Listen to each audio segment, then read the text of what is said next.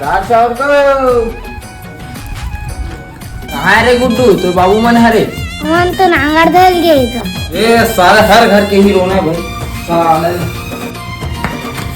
या हाई तर घर मत जा, कोई मतलब नहीं है, सियान कोई नहीं है। क्या है? कोई नहीं है, कोई नहीं। कोनो थोड़ी कहता। अरे लड़का है कथा होता, लड़का है तो बने ठप को करके दाल चावल नहीं मांगू। चल चल।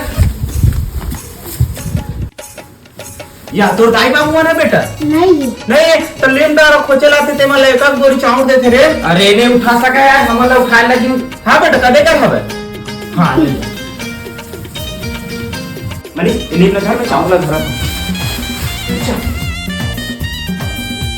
तुमन कैसे खाते जी? ए भैया तो धारा चढ़ात हम भैया, गिर गिर से चढ़ात हम भैया। नहीं भैया, मैं अपन घर चावल लेगा। अरे वो लेकर कुछ बना तो